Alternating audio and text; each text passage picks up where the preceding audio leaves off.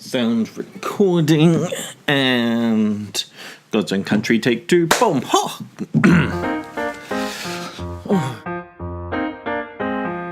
Hi, I'm Conan and I love movies, in particular gay movies, and I've got a lot of them. So every week I'm going to review a different gay movie and discuss with you various ideas and thoughts that this movie brings up, as well as whether it's worth checking out or not. So why don't you join me and come out to the movies?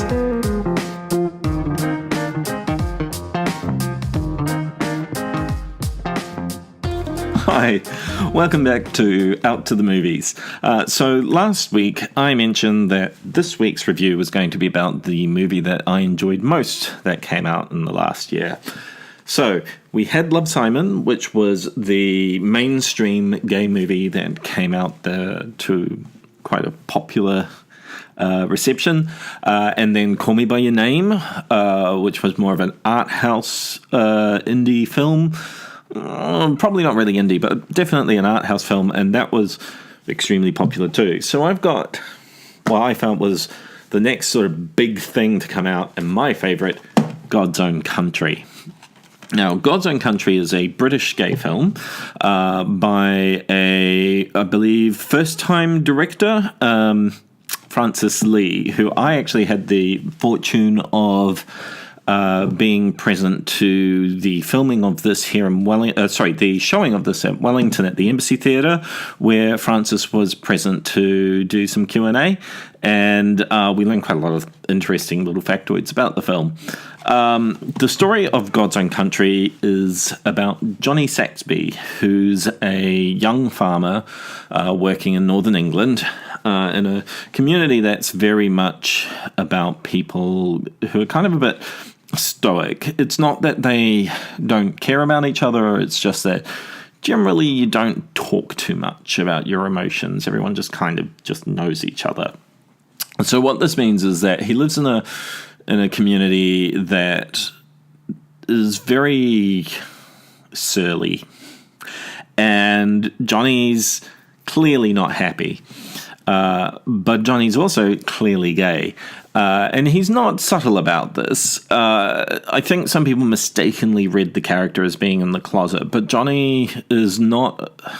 He doesn't really come across as a closeted gay guy. He just comes across as a gay guy who is just having these meaningless hookups with other guys as they pass through town, and he doesn't really know where he's going or what he's doing. So this makes for an interesting dynamic in the film, because the film's not about his character going through the pangs or coming out. It's purely about a character who is trying to figure out what he wants in his life. So Johnny lives with his father, and I think she's his grandmother, and his father is not well, and so Johnny has to look after the farm all on his own, for the most part, which involves caring for the sheep, the cattle, and going down to auctions to sell cattle when they've reached a certain age. And of course, Johnny is unable to do this all on his own. So Johnny's father arranges for a Romanian immigrant, Gheorghe, to come in and help out around the farm for a while. And Johnny's not happy about this, mostly because it seems to be kind of a statement about his inability to do his own job. He's working during the day, he goes down to the pub at night, gets drunk, and is generally in a bad mood in the morning. And Gheorghe is not that impressed when he meets Johnny initially. But as these two men get to know each other, a romance begins to form. Now, the interesting thing about romance in movies is that there are many different ways to do it. Love in real life very rarely is everything happens in one night. Generally, it's something that develops, goes through stages. You start off by being intrigued with someone, and then you have a crush on them, and then you share your words with each other about how you feel, and then you start dating, and then things get a little cool off a little, and then they might heat up a little, and there's various stages that we go through as our relationships deepen and we build these bonds. Now, that's a very hard thing to pull off in a 90-minute film. And in Love, Simon and Call Me By Your Name, we saw two different approaches to this. Now, Love, Simon, as I mentioned in my previous review, really kind of just avoids the whole matter altogether, and just kind of hands over the relationship at the end of the film as a reward for coming out and getting your shit together.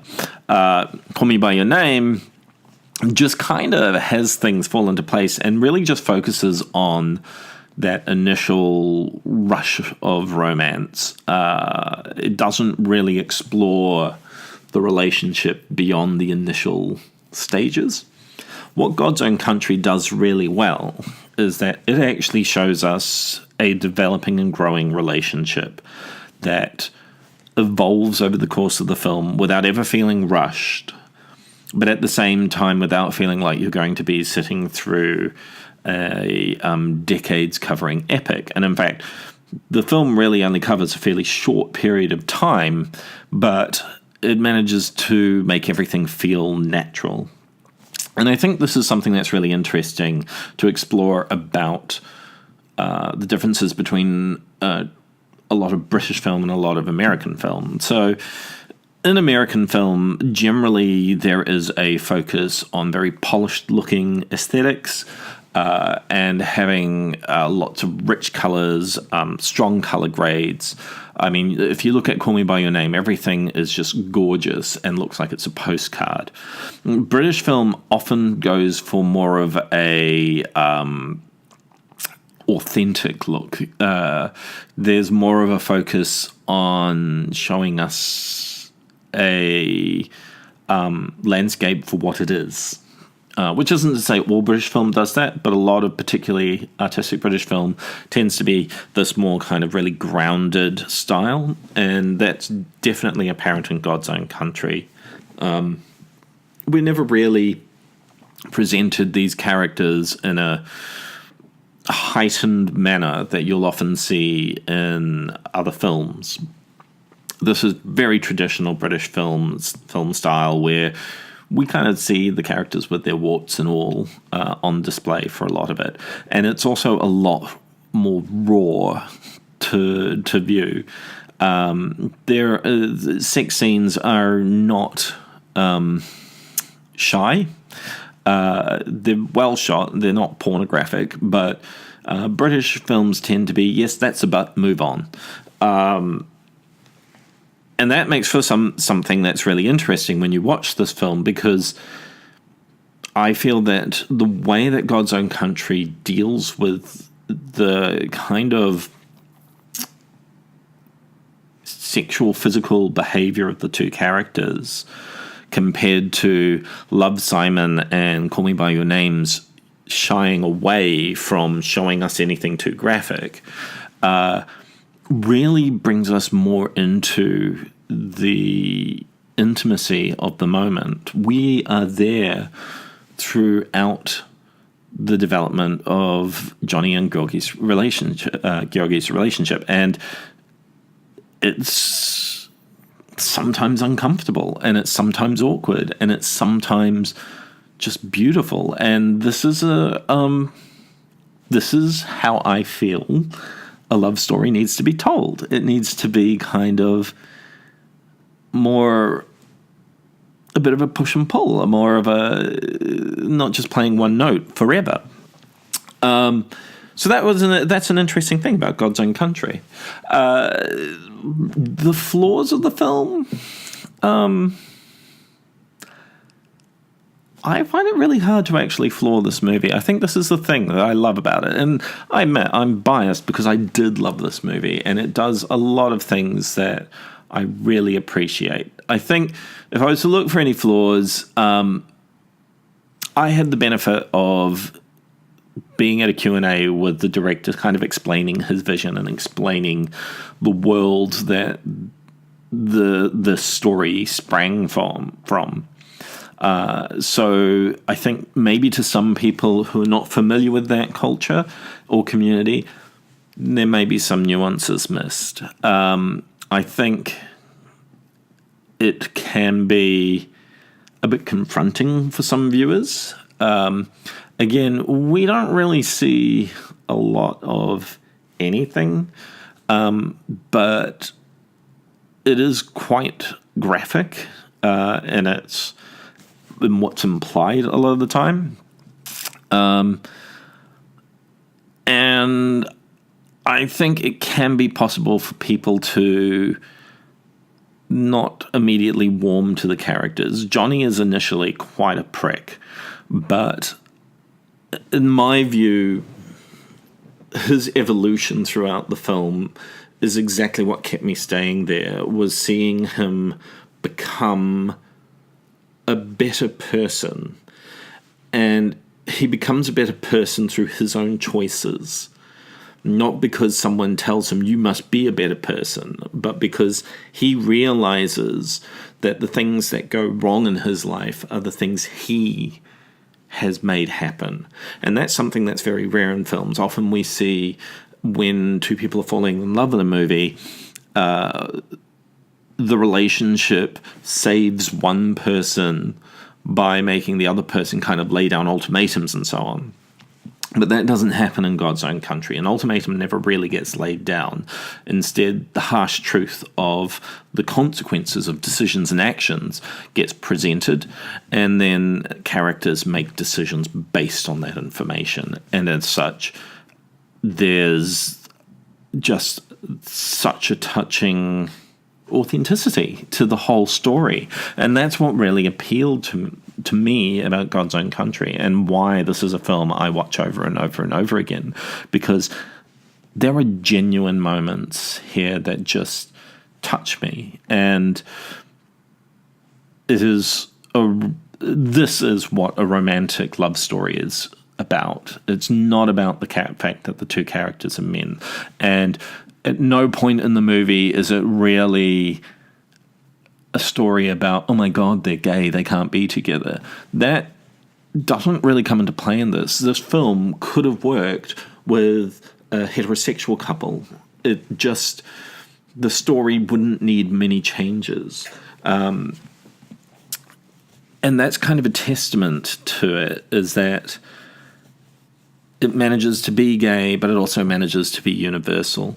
And I talked a lot about how the last two movies were definitely targeted at heterosexual audiences, about how both Love, Simon and Call Me By Your Name make filmic and character choices that play to a heterosexual audience. And this is something that I didn't really touch on before, but there is a really common problem in queer cinema of what I call the acceptable gay, which both Love, Simon and Call Me By Your Name have, where the main protagonist is presented as he's gay, but he's not too gay, and we're expected to accept that. And so the whole film will feel like it's really being written for the feelings of a straight audience. What God's Own Country does is it more goes, look, this is just the world we're in, these are the characters we have, and you're welcome to join us. And the film is shot for a queer audience. The film has a story targeted at a queer audience, and yet it's saying to a straight audience, look, come on in, enjoy our film. And Johnny is not a camp guy. He's a very masculine, total, typical farmer kind of guy. But he doesn't feel like he's written to be acceptable gay. You never see him worrying about his sexuality. You never see him worrying about passing for anyone. He's not out to impress anybody except for Georgi.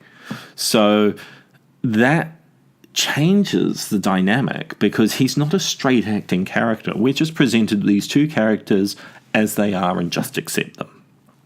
And we're invited to just be in their love story, and their love story will have them having sex whether you want to watch it or not, and their love story will have them being goofy romantics whether you want to see that or not.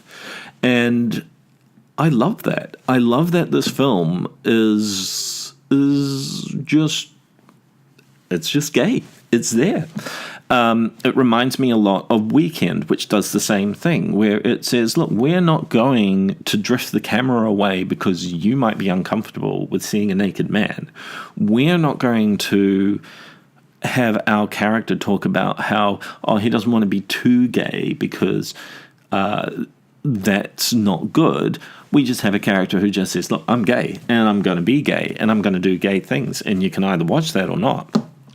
So that's an interesting thing, and I will explore the acceptable gay a little bit more in future episodes. But for the meantime, check this one out. It's a brilliant film. Like I say, in my humble and totally biased opinion, it is the best film from the last year for gay cinema. And, I mean, to me, Love, Simon, Call Me By Your Name, they just don't even hold a candle to this love story. It's just beautiful, it's raw, it's intimate. And it wasn't made for nearly as much as those films were, but it manages to have something in it that I felt was real. And I felt that this was a film written for gay people that tells a story gay people want to hear. So, yeah, totally worth checking it out. So, I will put up a few options for next week's review. I've got a few movies that I'd like to talk about. So keep an eye out on Twitter at twonakedgayguys.com or at Conan the Keg. I'll put the poll up on both, and we'll see which movie comes up on top. Hope you enjoyed the review. Feel free to comment below and give me your thoughts. And I'll catch you next week. Don't forget, Two Naked Gay Guys is back, and we've got quite an exciting episode coming up in a couple of weeks. So you might want to pop onto the playlist for Two Naked Gay Guys and Two Naked Gay Guy Briefs and catch up on all the story before we get to the best episode. I'll give you a hint. It involves Robbie and Charlie. Okay, and I'll see you next week. Ciao.